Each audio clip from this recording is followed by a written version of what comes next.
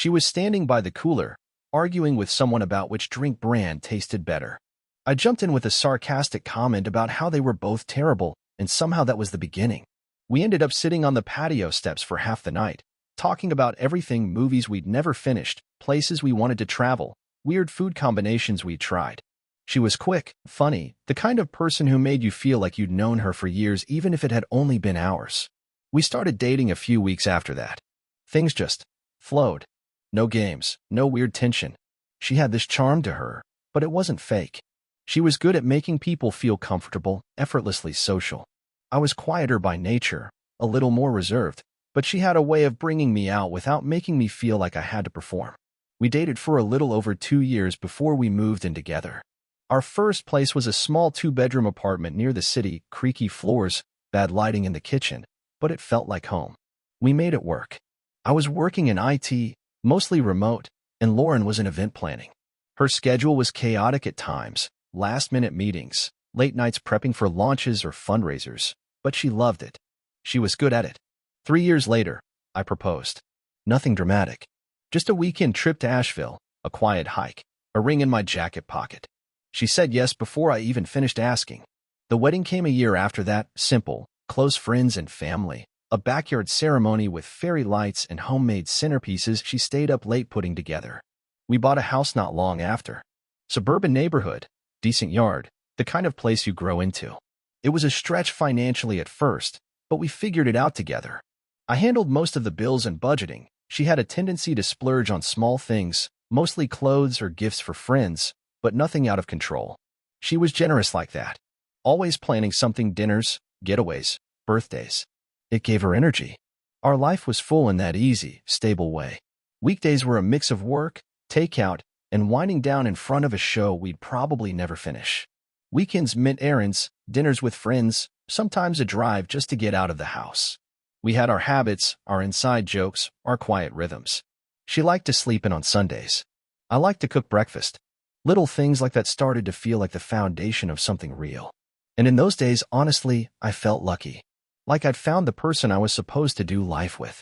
If I had to describe our life in one word during those years, it would be comfortable. Not in a boring way, just easy, lived in. We knew each other well. Lauren liked things to feel full: her schedule, the house, the dinner table. She was constantly adding color to our lives, whether it was rearranging furniture for the 3rd time that month or coming home with a tray of candles she couldn't leave behind. I used to tease her that if I stood still long enough, she'd redecorate me. I worked from home most days, which gave me a front-row seat to her rhythms. Mornings were always a rush, her juggling emails, sipping coffee, trying on 2 outfits before settling on a 3rd. She had a whole routine that she moved through with this confident chaos.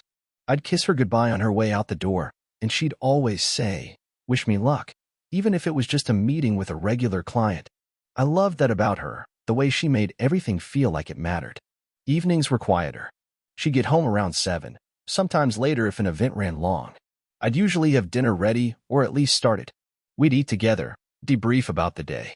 She talked fast, told stories like she was performing for an audience. I mostly listened, chiming in where I could. It worked for us. I didn't need to be the loud one. Weekends were when we really connected. Saturday mornings were sacred. No alarms. She'd sleep in, and I'd make breakfast: pancakes, eggs, coffee. We'd sit on the couch in our pajamas, her legs across my lap, flipping through shows we'd half-watch while scrolling through our phones. Afternoons were usually spent out, errands, visiting her sister or friends, trying a new restaurant she'd seen on Instagram.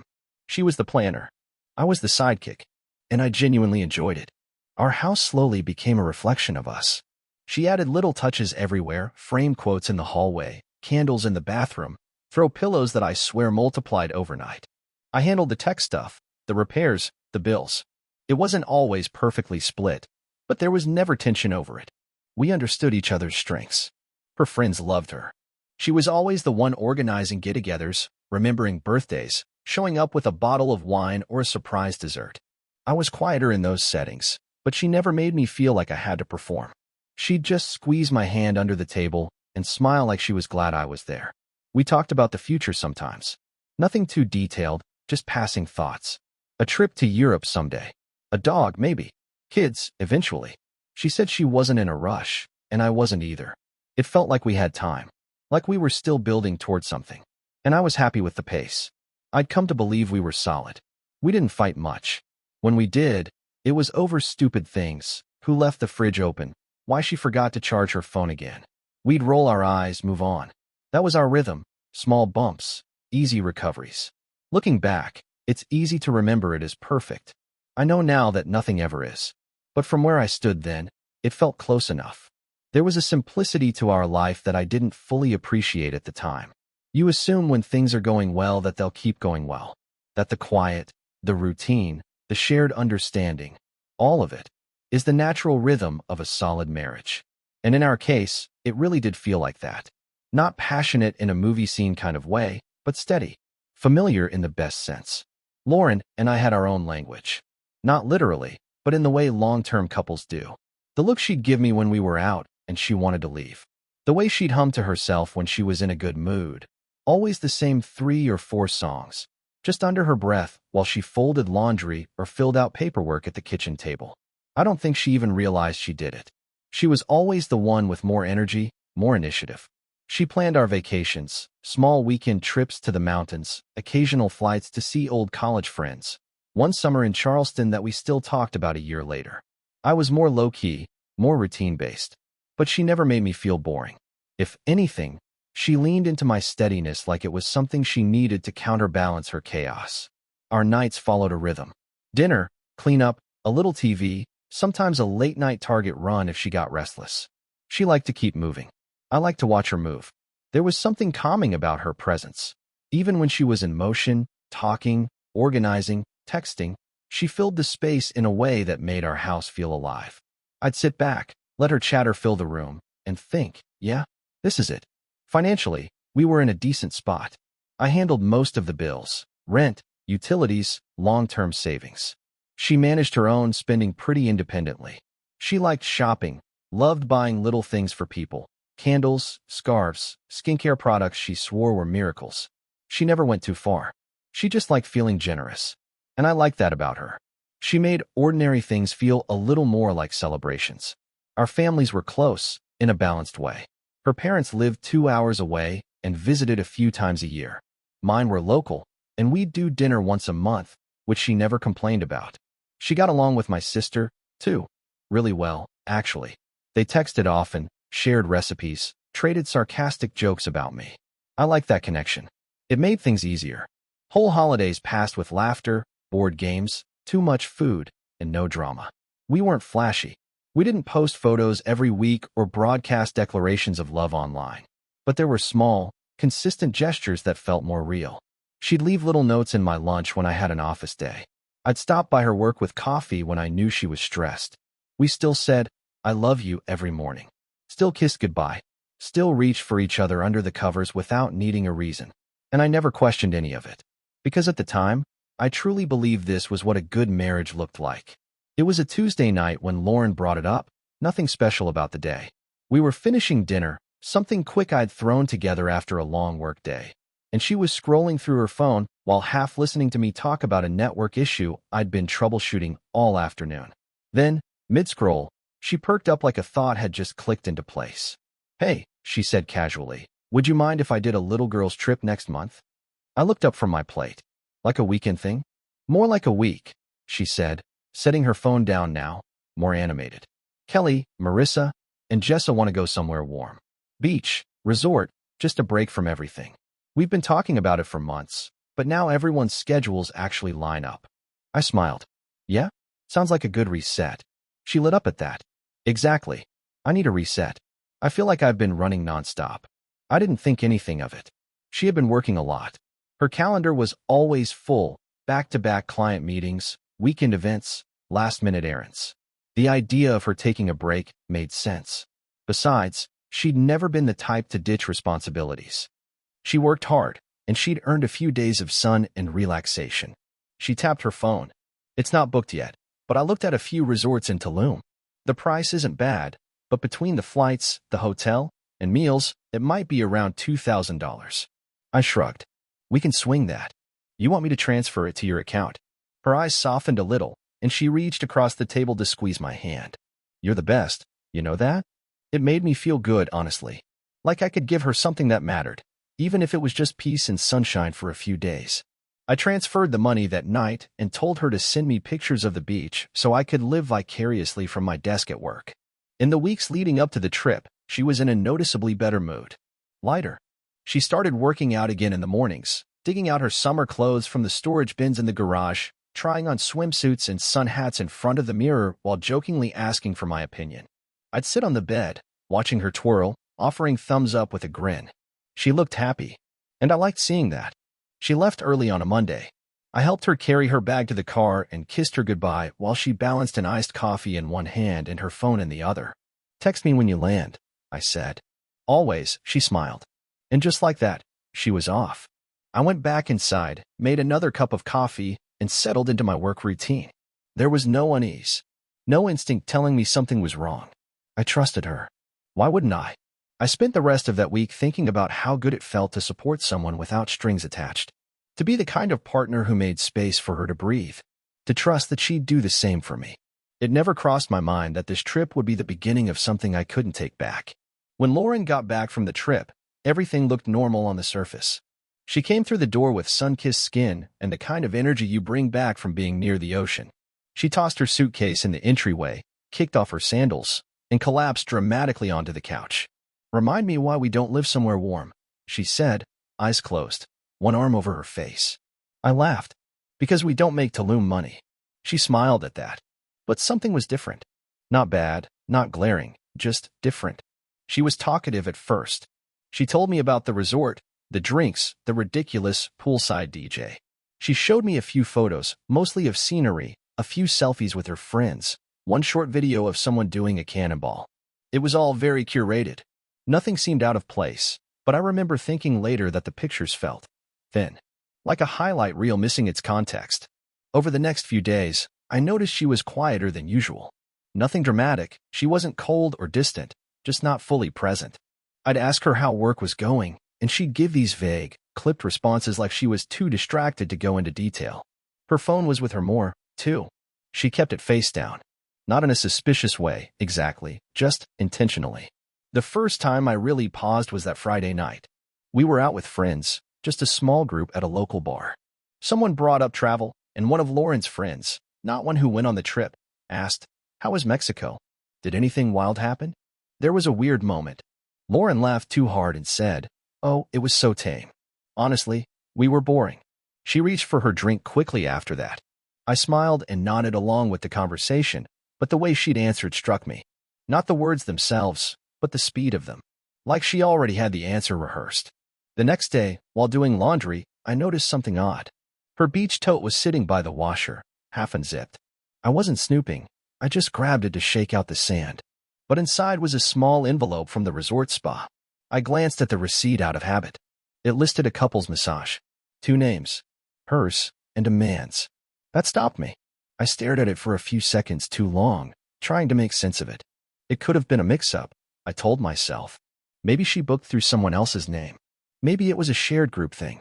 Maybe I was overthinking. I folded it and put it back in the bag without saying anything. That night, I watched her from across the room. She was scrolling through her phone, one leg tucked under her, a soft smile playing at the corner of her mouth. She looked peaceful, content. And yet, I couldn't shake it. Something had changed. Nothing dramatic. No fights. No missing time. But something. And for the first time in our marriage, I didn't know how to ask about it without sounding like I didn't trust her. So I didn't ask. I just stayed quiet and kept watching. It's strange how silence can change shape when trust begins to bend. After Lauren got back from her trip, the house didn't sound any different. Same sounds of keys dropping into the bowl by the door, same coffee grinder in the morning, same footsteps across the hardwood floors, but it all felt different. Like the quiet had picked up a new layer, something thinner and colder. She was still affectionate. Still said the right things. Still laughed at my jokes, still touched my arm in passing, still asked about my day. But underneath all of it was something I couldn't explain. A softness that used to be there had gone missing, replaced by something more polished, more deliberate. She was performing us, and I couldn't unsee it. The couple's massage receipt stayed tucked in the back of my mind. I hadn't confronted her. I told myself that if I needed to ask about something so small, maybe the problem was with me. That I was overthinking, reading into things because I was tired or bored or just too used to calm. But those rationalizations didn't last long, not when little moments kept feeding the doubt. One night, she was curled up on the couch with her phone, headphones in, watching some kind of video. I asked her what it was, and she pulled the headphones out and said, "Just a podcast," but there was no pause screen. Just her home screen. I didn't say anything, just smiled and went back to reading, but it stuck with me. That's how things were starting to pile up. Tiny mismatches. Conversations that felt a second too rehearsed. New clothes she didn't mention buying. A fresh perfume I hadn't noticed before. She started going out more after work. Sometimes with friends, sometimes just to clear her head. I didn't argue. I wanted her to have space. But I found myself watching the clock more often than I wanted to admit. I noticed the way she took more time getting ready, lipstick she hadn't worn in months, heels she used to save for special occasions. She'd breeze past me with a kiss on the cheek and a quick, "Don't wait up," and I'd sit there on the couch, staring at the front door long after it closed. The worst part wasn't what I thought might be happening. It was the slow realization that I didn't feel safe asking. That our conversations had thinned out to the point where even simple honesty felt fragile. I used to be able to look at her and know where we stood. Now, I looked at her and wondered what room in her mind she'd disappeared into. One Saturday afternoon, I suggested we go out, just the two of us. Lunch, maybe a walk. She smiled but said she was already meeting the girls. "Rain check?" she said, brushing my shoulder as she passed. I nodded, but in that moment, something inside me settled into a quieter place. A kind of acceptance that things were slipping, and I didn't know where to reach anymore. I wasn't angry. Not yet. Just removed. Like I'd been left behind without being told. She came home late that night. I was still awake, though I pretended to be asleep. I heard her in the bathroom, humming softly as she brushed her teeth, like everything was fine. Like nothing had changed. And maybe it hadn't. Maybe it was all in my head. Or maybe I was starting to see her clearly for the first time in a very long while. There was a version of Lauren I used to believe I knew inside and out, the way she talked when she was excited, the little frown she made when she was deep in thought, even the rhythm of her breath when she slept. I held on to that image for a long time. I think part of me needed to believe she hadn't changed, or if she had, that it was something temporary. Just a phase. But lately, she'd started to feel like a new person entirely. When I wasn't sure I was invited to know. A few nights ago, I came home late after grabbing dinner with an old coworker. I expected to find her in the living room, maybe watching one of her shows. Instead, the house was dark. Her car was in the driveway, but she wasn't answering when I called out. For a moment, I panicked, but then I saw a glow coming from our guest bathroom. The door was closed. I knocked lightly and asked if everything was okay. There was a pause, barely a second, but long enough to register. Then she opened the door, her face completely calm, towel in hand, hair damp. "Just washing up," she said with a small smile. "You startled me." She kissed my cheek and moved past me toward our room like it was nothing. And maybe it was. But I kept replaying that pause. That heartbeat of silence before she answered. That slight edge in her voice, measured, not surprised. I started noticing how often she checked her phone now, how quick she was to flip it over when I walked into her room. She was careful, subtle, and never rude about it. But she was guarded. And Lauren was never guarded. Not with me. Once, I caught a glimpse of her screen from across the kitchen island.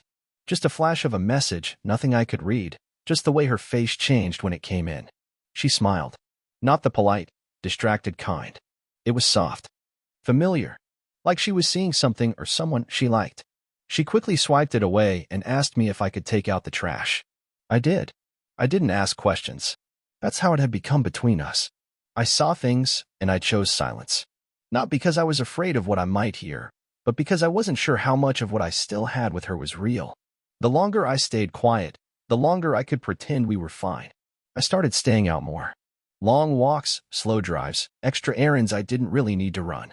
Sometimes I just sat in the car outside the grocery store, letting the engine idle while I stared through the windshield like something might click into place.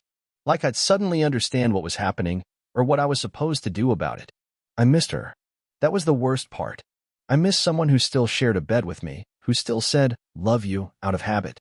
But the connection was gone, replaced by something thinner, something performative. I could feel her slipping away, inch by inch, and I couldn't stop it. But I still hadn't seen anything concrete. No evidence. No confrontation. Just a growing space between us that used to be filled with something real. Something I wasn't sure I'd ever get back. It happened on a Sunday afternoon. I was sitting in the kitchen, laptop open but not really working. Lauren had gone out earlier that morning, said she was grabbing brunch with a couple of the girls and might hit a store or two afterward. I nodded, kissed her goodbye, and went back to my coffee like it was any other weekend. But something inside me had already stopped pretending. The house was quiet. Too quiet. I wasn't expecting anything to happen, just another slow day where I'd sit with the dull ache of uncertainty, but then my phone buzzed. It was a text from an unknown number. I opened it. "I'm sorry. You don't deserve this. But you should know the truth." Attached was a video file. At first, I didn't move. Just stared at the screen like the message might disappear if I waited long enough. Then I tapped it. The video started loading. And when it played, everything stopped. It was Lauren. No question. Her voice. Her laugh. Her hair pulled back the way she always wore it at the beach. She was in a hotel room, dim lighting, soft music in the background, and she wasn't alone. There was a man, shirtless, arms wrapped around her waist. They were kissing. Then more.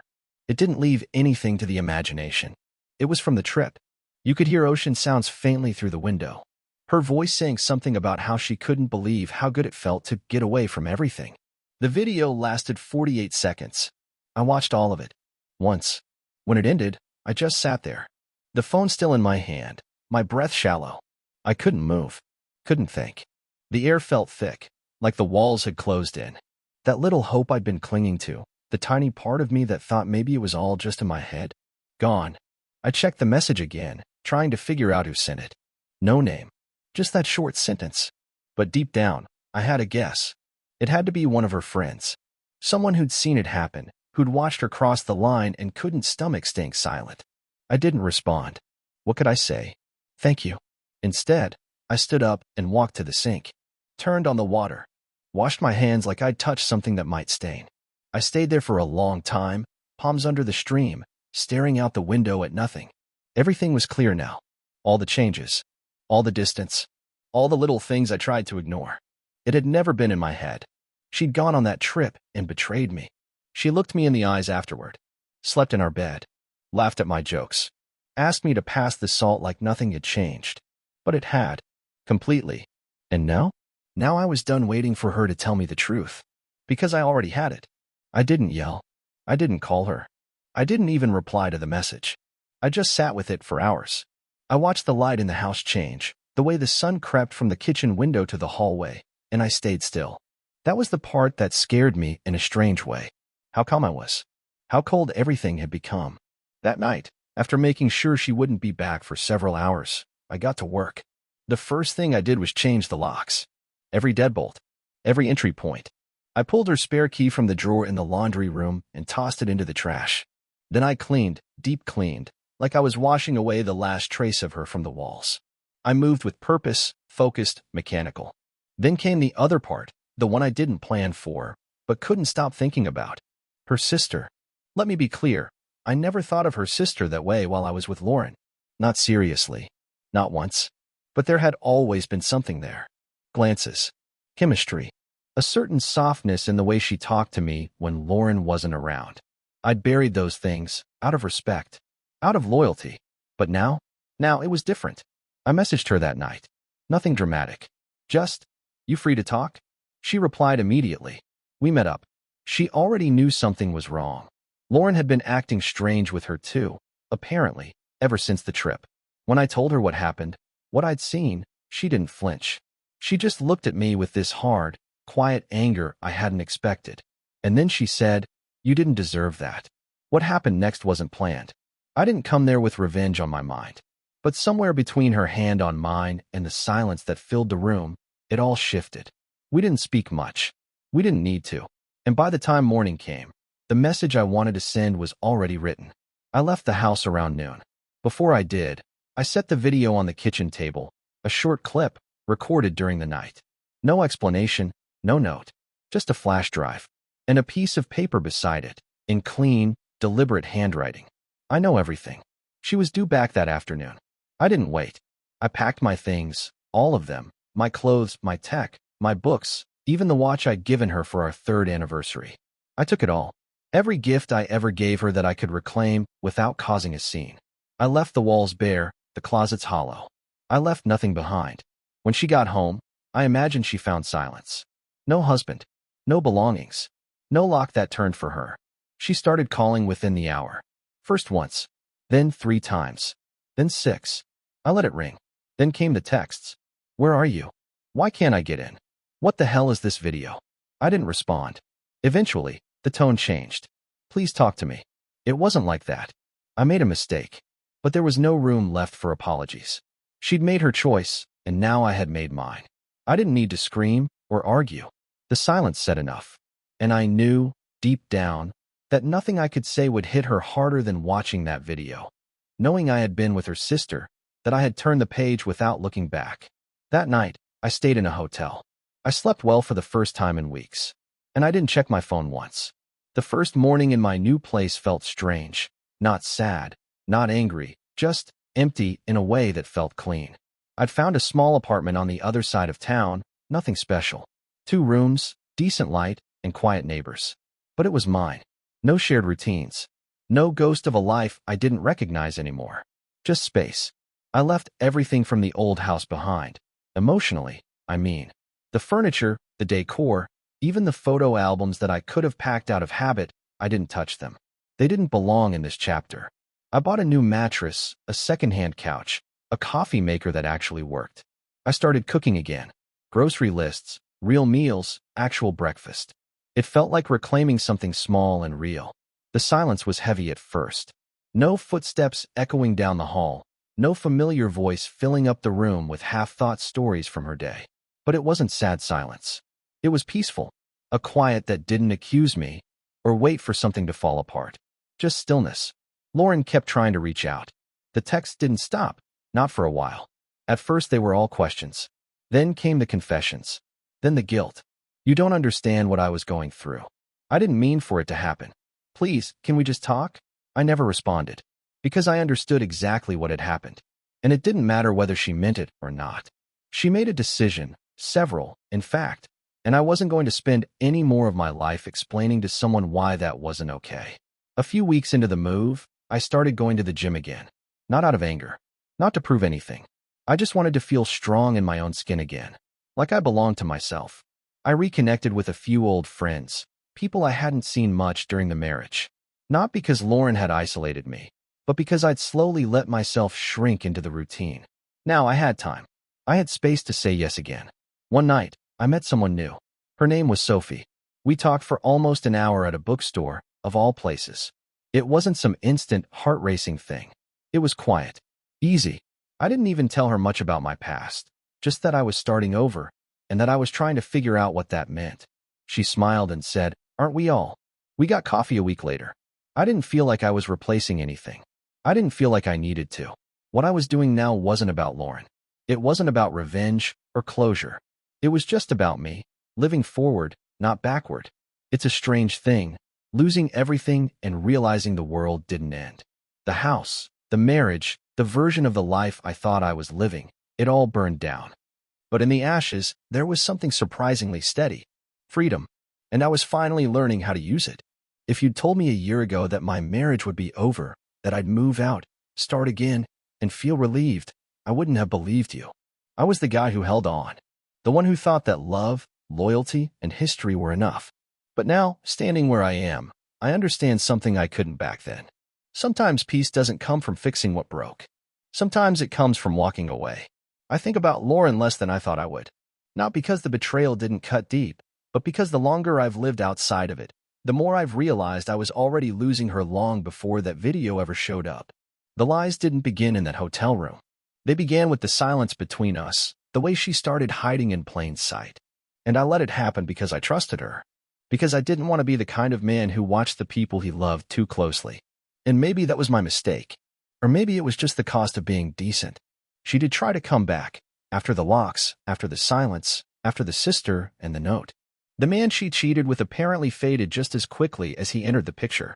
He wasn't interested in being a partner, just a distraction. By the time she reached out again, her tone was different. No more anger. Just quiet apologies. Soft regrets. She said things like, "I miss what we had," and "I was stupid."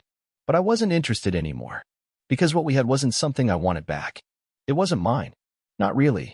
It was built on assumptions, on the belief that love was enough to keep two people aligned even when one stopped showing up. I gave her everything I had, and she left the room without telling me. And still, I'm not bitter. I'm not angry. Not anymore. Because now, I have something she never really gave me toward the end. Honesty. Clarity. Peace. Sophie and I are still seeing each other. It's slow. Thoughtful. No rushing into definitions or dreams we aren't ready for. And that's okay. Because for the first time in a long time, I feel like I'm building something real again. Something that doesn't require me to explain myself or guess what someone else is hiding. I keep that I know everything note in a drawer, not out of spite, but as a reminder. A marker of the day I chose to stop pretending. The day I chose myself. If you're reading this and you feel like something's off in your own life, if you feel the shift, the subtle disconnection, listen to it. You don't need evidence to trust your instincts. And you don't owe your loyalty to someone who treats it like a placeholder. You're allowed to start over. Even if it's messy. Even if it hurts. Especially if it hurts. Because sometimes the end of something you thought was everything is just the beginning of something far better.